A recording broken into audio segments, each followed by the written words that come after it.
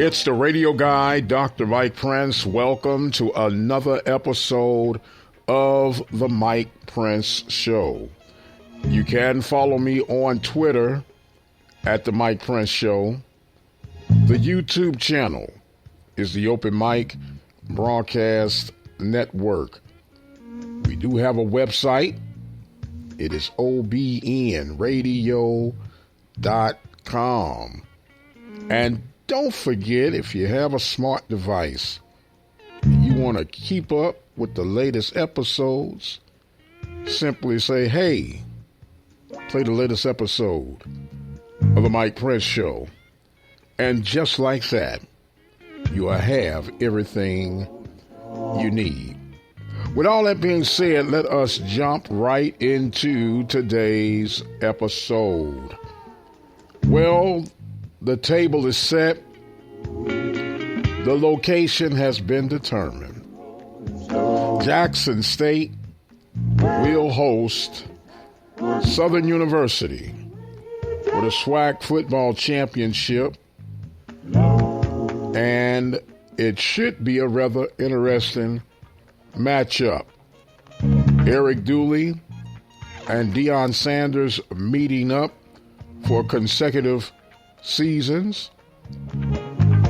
Dooley gets a chance to right his wrong, if you would. His loss while at Prairie View can turn into redemption while at Southern University. And with the buzz that Deion Sanders has brought from day one, it just continues to increase. Latest reports that Colorado, out of the Pac-12, has offered the head coaching position to Deion Sanders. Of course, he has yet to respond one way or the other. He's trying to focus on the issue at hand. And the question is, would this Colorado position be appealing enough for Deion Sanders to leave Jackson State and head toward greener pastures? Some say yay, some say nay. It would be a Power 5 program. Yes, it's a Power 5 program and that is struggling, but Deion Sanders inherited a Jackson State program that was struggling. I believe they were 4-8 prior to his coming. And he has had the Midas touch since stepping on the campus of Jackson State.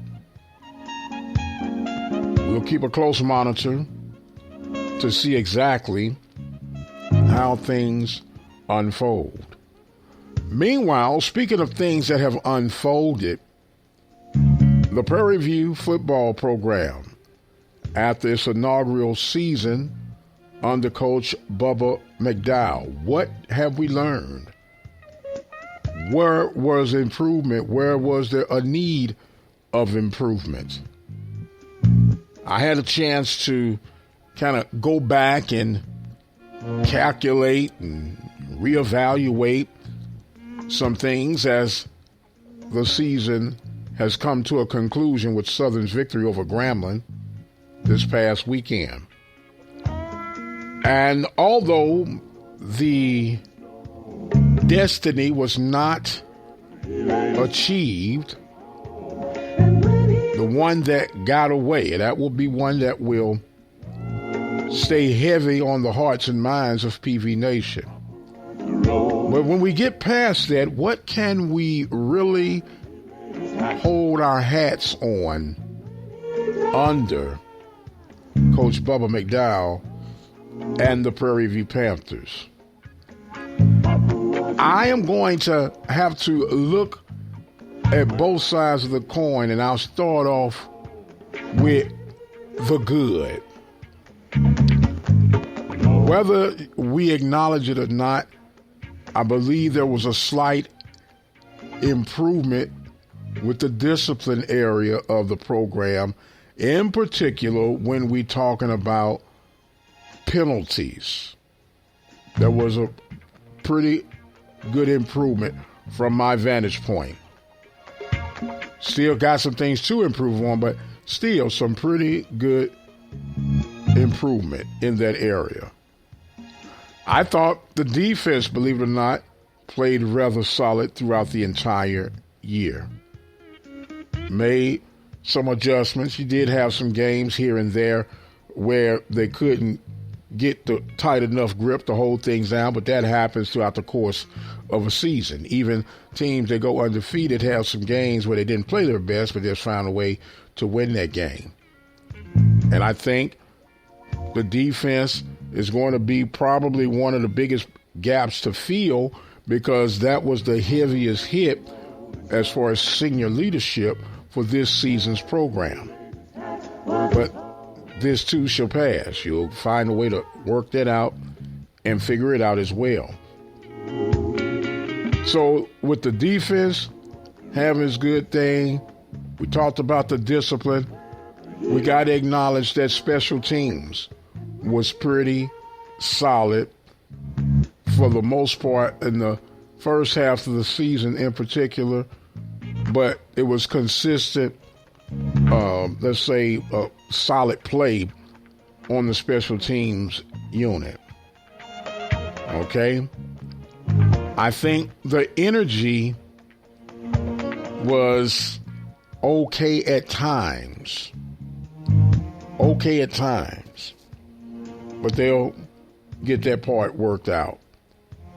And of course, if we bring in the energy, I'm going to now go on the cons of what we take from this 2022 football season.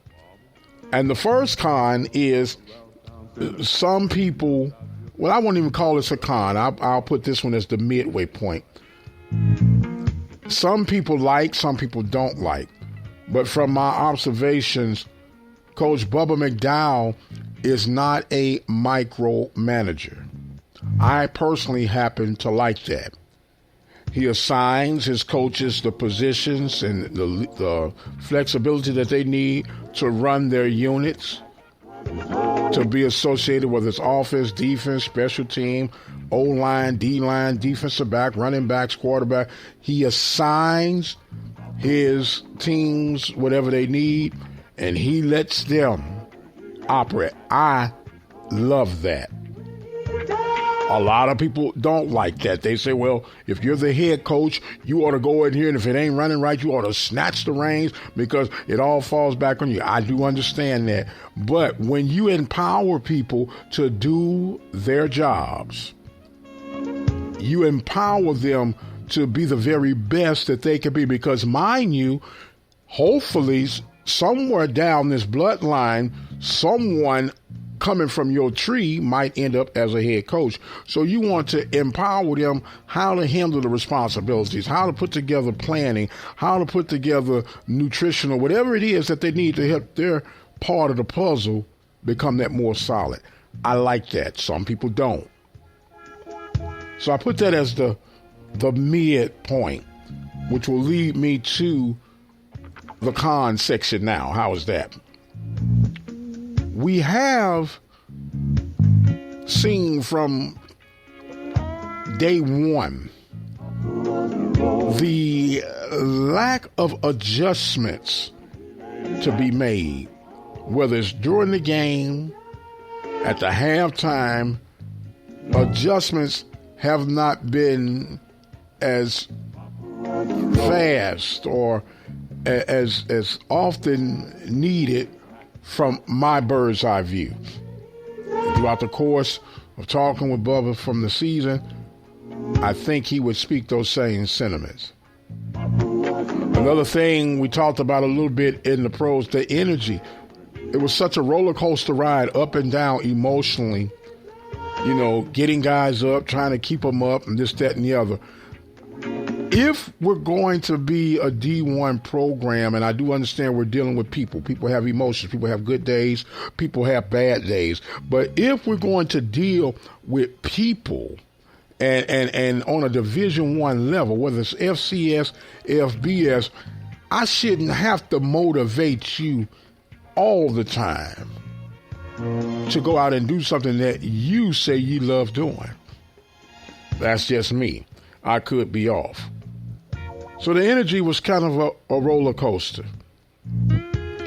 I really think that this is not a coaching per se con, but it's a fan base con. The attendance has got to do better. We make tons and tons of excuses of why we don't come, the inconvenience. I'm thinking now on the Friday night against Alcorn. And we throw a ton of excuses. Well, it's in competition with high school football. And we know high school football is king. And all that is fine and dandy. But maybe we can insert a new Thursday night, Friday night TV policy. I personally don't like the Thursday and Friday nights, but I know it's part of the nature of the beast. But just perhaps when we know we're going to have them shaky days of attendance, those questionable moments, because what worse look for your quote-unquote brand when you're on a nationally televised game and the east side of the stadium is bare-boned. And we got to get out of our mindset that that's the visitor side. No, it's called home field advantage for a reason. East side, west side, north side, south side of the stadium, it is all home field. And if we're going to have these Thursday and Friday night games and the attendance is suspect, then we need to herd everybody from the west side to the east side so at least your brand will look good.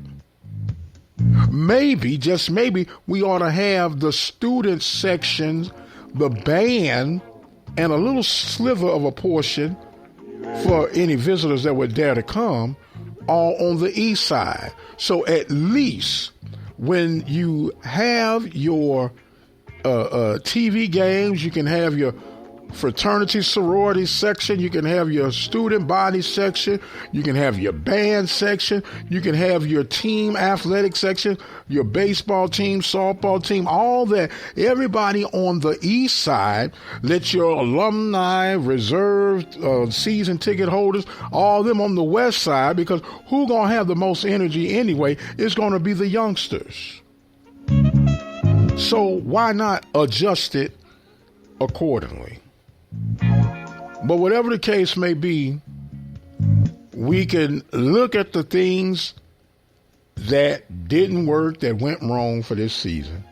And I'm sure we still will. And I probably won't talk about this, or I will be talking about this even after today's episode.